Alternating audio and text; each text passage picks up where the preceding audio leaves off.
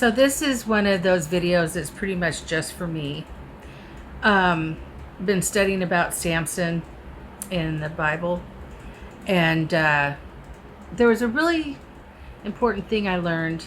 I love the story. I know the story, but one of the things that I learned this time, and maybe I did last time, but it really hit home, and it was about his strength. And God gave him incredible strength. As you know in the story, his hair is cut off and he loses his strength.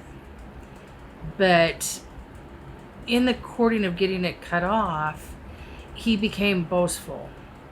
And Delilah would say, "What is your strength?" And he would say, "Well, if you do this to me, then I will not have strength."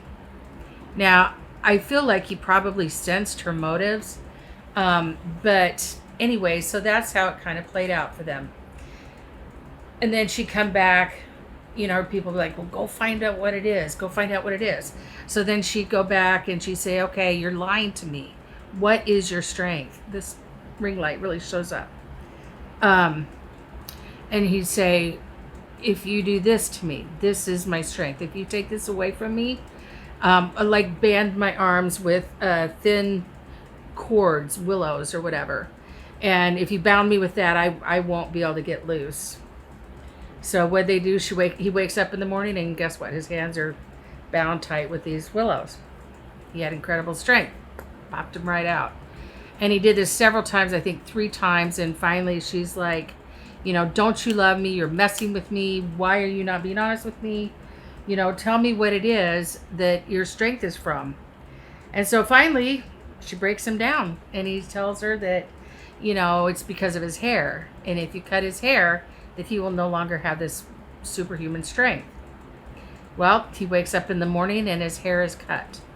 And he no longer has strength. And then you know what happens from there.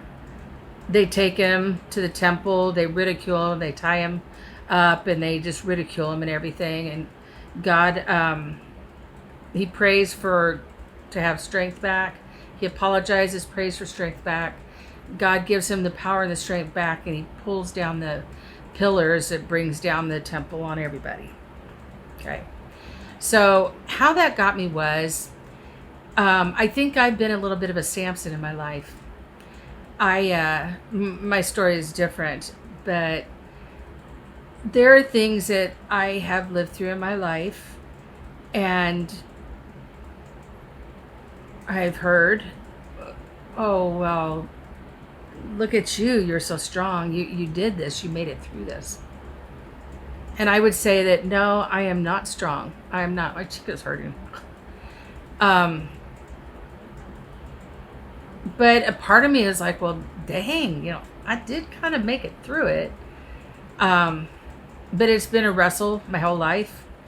I know that things that I have made it through have been like it was touch and go. I did not know if I was going to get through it.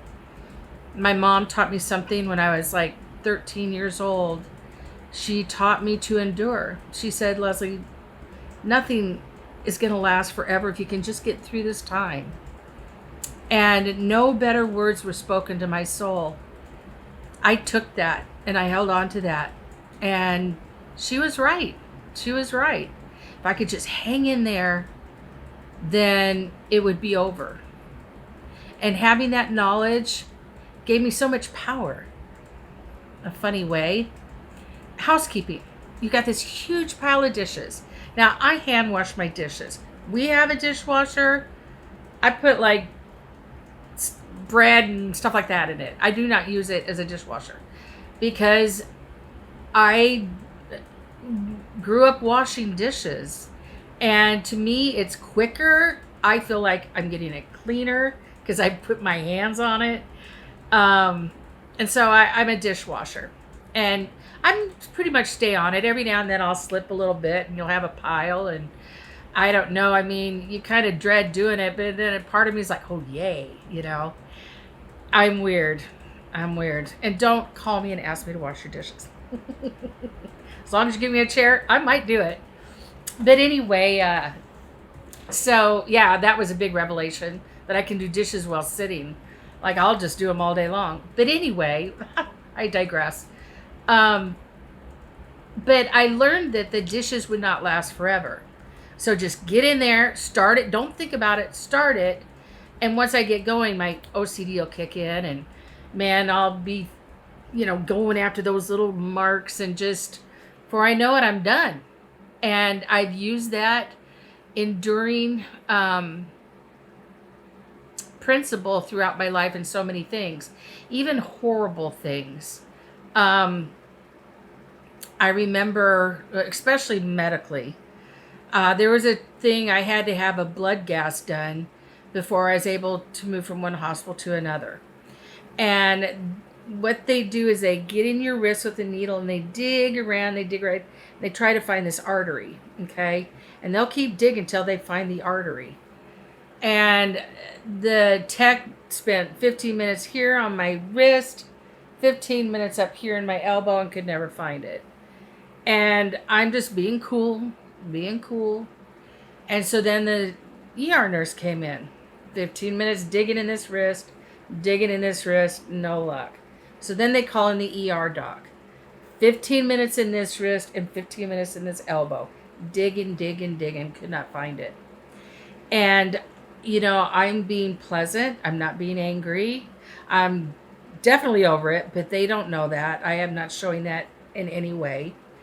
And he's like, well, we can't move you on with this blood gas without this blood gas done.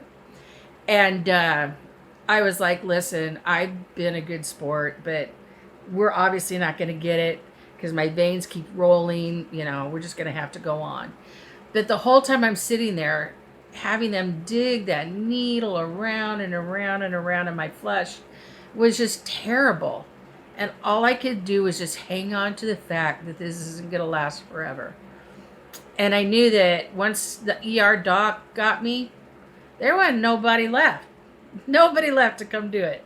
So I was glad that was over. But I've used that repeatedly in my life.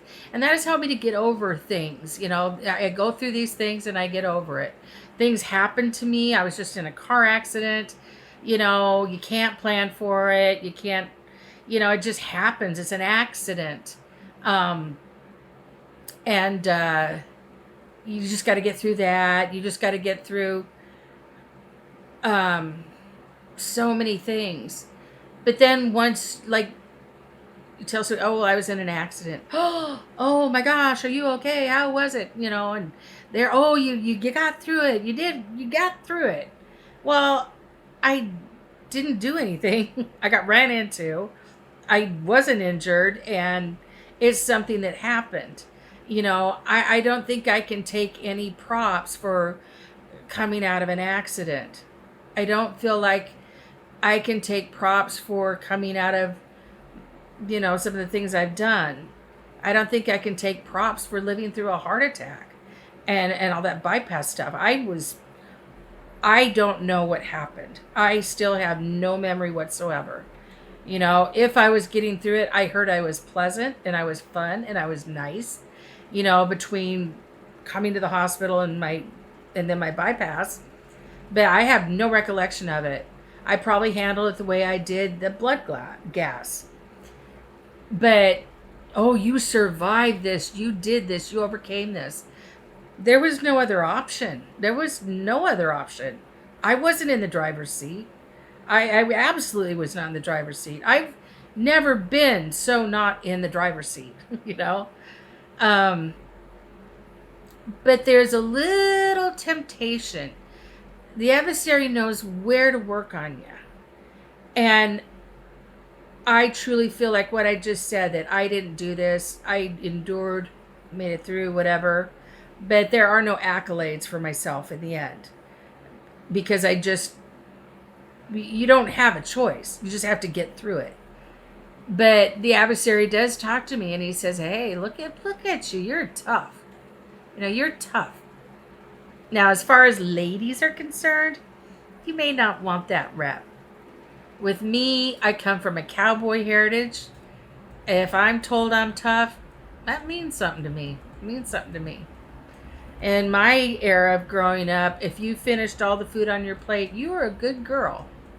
You know, if you did your homework, you were a good girl.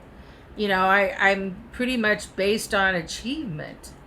But so I think that that can be a way to tempt me. Well, look at you. Look at you did all this. You're mighty. You're powerful. You're blah, blah, blah. And part of me is like, yeah, I am. But I know without a shadow of a doubt, that there is not one thing that I would have been through had God not been there. When I was a child going through a hard time in my life, I was told by the Spirit of the Holy Ghost that the sum of your life is more than what's happening to you right now, which to my mind said, there's more in your life. There's so much more than this. You just have to get to it. You've got to get through now. And, you know, there's times in my life where it wasn't perfect and it wasn't wonderful. And I knew that I could transition to it and I could get to it because of that. But it was never me that, I mean, it was me making decisions and going directions, but it was being helped. It was being guided, incredibly guided. I've had many occasions where I've had divine intervention, big time, many times. And it was clear as to which direction I was supposed to go. There has been, you know, that movie Forrest Gump. There's reasons I have not liked that movie because of Jenny, what happened. But there's been a lot of times where my life felt like Forrest Gump, being in the right place at the right time at some type of event. Not on his scale, but and I had these experiences like, wow, this is so cool that I get to be here when this is happening, you know, and then something may come up totally different, random. But I was in the right place at the right time for this thing to happen. And often those things turn me directions. So this is traditionally probably not making sense to anyone but me. But at the end, I can say that everything I have been through, I've lived through. I guess I could have gone a different direction. But the person that I am and the person God built me to be, you know, is what got me through it. Not because I'm a champion, not just because I'm a star. It's because of who God built me to be and what I'm willing to do. The power is not mine. The power is His. And what I get to do is testify of how many times He has helped me. How many times He's put things in my path that have allowed me to excel and exceed and do well. And times where He's been there and He's helped me to get through things, scary things. Not to go back to the whole coma bypass thing, but there's a point where they extubated me because I was intubated because I was in a coma. And they were extubating me. Now, in my mind, there was a huge tank with a big pipe coming out and it was going right in my mouth. And I heard a guy, I didn't see him, and he was saying, okay, it's coming out. Just be patient. And, you know, my gag reflex was going. He's like, just relax. It'll, you know, you're fine. It's going to come out. You can breathe. And so my body wanted to just like freak out because there's something stuck in my throat.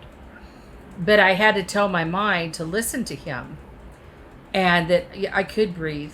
And so I just had to make myself relax and let it happen. And it did. It came out. I mean, I don't even remember it coming out. All I remember is that moment where I had to choose to hang on and not to go crazy because something was in my throat.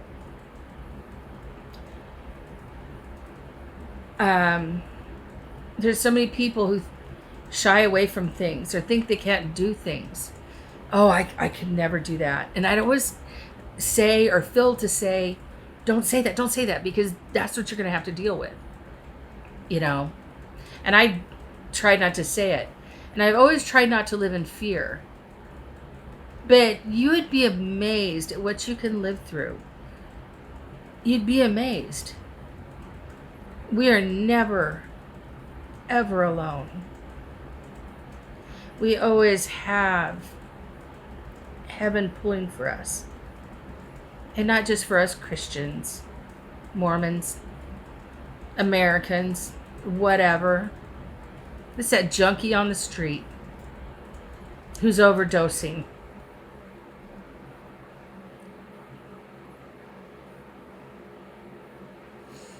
And somebody drove by and saw him laying there. They called 911. The ambulance came. And they were able to bring him back to life. Everybody is under God's eye. He loves us all so much. So am I any miracle person? Even because I had a death experience. Junkies have them all the time. You know, all the time. They die and come back all the time. I am one of everyone.